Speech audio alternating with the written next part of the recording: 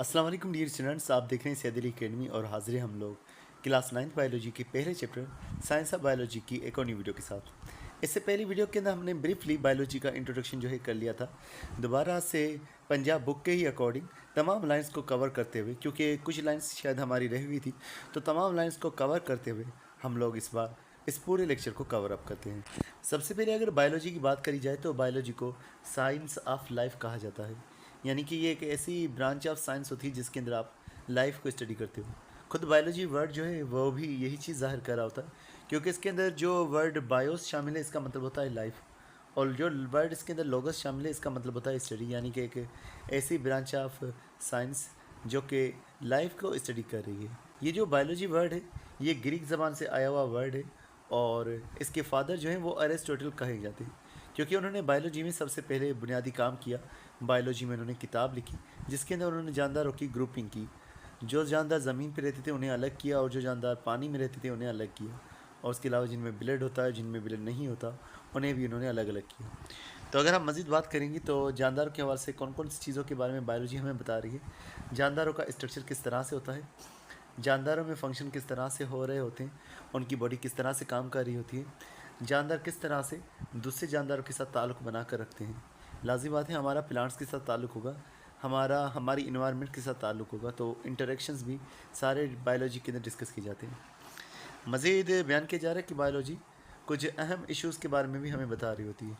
वो इश्यूज़ अगर हेल्थ से रिलेटेड है, फूड से रिलेटेड है, या इन्वायरमेंट से रिलेटेड है। यहाँ पर इसी की हवाले से बात बयान की जा रही है कि बायोलॉजी हमें मदद करी ताकि हम हमारी बॉडी को और हमारी बॉडी में होने वाली बीमारियों को समझ सकें, और फिर बीमारियों से हम लड़ने के भी तरीके अपना सकें। बायोलॉजी एग्रीकल्चर को सपोर्ट करती है, और इस तरह से खुराक ज़्यादा हासिल हो जाती है, और फूड की जो कमी है वो नहीं रहती, फूड सिक्योरिटी हमारे पास हो जाती है। उसके अलावा बायोलॉजी इन्वायरमेंट को भी प्रोटेक्ट करती है, और बायोलॉजी की मदद से हम लोग जानदारों को महफूज कर सकते हैं, तो इकोलॉजिकल बैलेंस जो है जानदारों के दरमियान वो भी रह पाता है। मज़ीद ज़िक्र किया जा रहा है कि बायोलॉजी की मदद से हमने माइक्रोस्कोपिक दुनिया को डिस्कवर कर लिया, हमने बैक्टीरिया को डिस्कवर कर लिया, ऐसे जानदार जो दुनिया में सबसे ज़्यादा मौजूद है। अगर एक चम्मच भी निकाला जाता है मिट्टी का, तो उसके अंदर पूरी दुनिया में मौजूद इंसानों से ज़्यादा बैक्टीरिया वहाँ पर मौजूद है। तो बैक्टीरिया से लेकर के हमारे प्लेनेट पे जितने भी बड़े बड़े इकोसिस्टम हैं वो सारे हमने बायोलॉजी की मदद से समझे हैं, उनके बारे में स्टडी की जा रही है। अब हम बात करते हैं मेजर फील्ड्स ऑफ बायोलॉजी के हवाले से। इसकी पहले हेडिंग हुआ करती थी डिवीजन्स ऑफ बायोलॉजी, लेकिन इसे अब मेजर फील्ड्स बायोलॉजी के एक अहम हिस्से जो है कहा जा रहा है। अगर हम बात करेंगे तो बायोलॉजी के अंदर हम तमाम जानदारों के बारे में डिस्कस करते हैं जो भी जानदार इस दुनिया में मौजूद है, लेकिन हम जानदारों के अंदर बहुत ज़्यादा डाइवर्सिटी मौजूद है, यानी कि जानदार अलग अलग तरह के हैं। तो बेहतर है कि अगर हम जानदारों को समझना चाहते हैं तो हम उसके 3 अहम हिस्से बना लें और उसमें जानदारों को डिस्कस करें। जूलॉजी के अंदर एनिमल्स को स्टडी किया जाएगा, बॉटनी में प्लांट्स को स्टडी किया जाएगा, और माइक्रोबायोलॉजी के अंदर माइक्रो ऑर्गेनिजम्स को स्टडी किया जाएगा, ऐसे जानदार जो माइक्रोस्कोप से नज़र आ रहे होते हैं। तो यही बात अगर हम देखें तो जूलॉजी के बारे में लिखा हुआ कि ये स्टडी ऑफ एनिमल्स होती है। इसके अंदर एनिमल्स का स्ट्रक्चर, एनिमल का फंक्शन, एनिमल का बिहेवियर, और एनिमल की डाइवर्सिटी, एनिमल्स की कितनी किस्में हैं, ये सारी जूलॉजी में डिस्कस होती है। बॉटनी के बारे में बात करें तो बॉटनी के अंदर भी प्लांट का स्ट्रक्चर, प्लांट की ग्रोथ, प्लांट का रिप्रोडक्शन, प्लांट का इंट्रोडक्शन, ये तमाम चीज़ें जो हैं बॉटनी के अंदर डिस्कस की जाएंगी। उसके अलावा अगर माइक्रोबायोलॉजी की बात करेंगे तो माइक्रोबायोलॉजी के अंदर माइक्रो ऑर्गेनिजम्स को स्टडी किया जाएगा, जैसे कि बैक्टीरिया हो गए, फंगाई हो गए, या अमीबा जैसे जानदार हो गए, प्रोटोजोआ जिनको हम कह रहे हैं। तो इन तमाम जानदारों को माइक्रोबायोलॉजी में डिस्कस किया जाएगा। तो ये देखा जाएगा कि वो जानदार किस तरह के नज़र आते हैं, उनके काम क्या होते हैं, वो कहाँ मौजूद होते हैं, वो कैसे ग्रो करते हैं।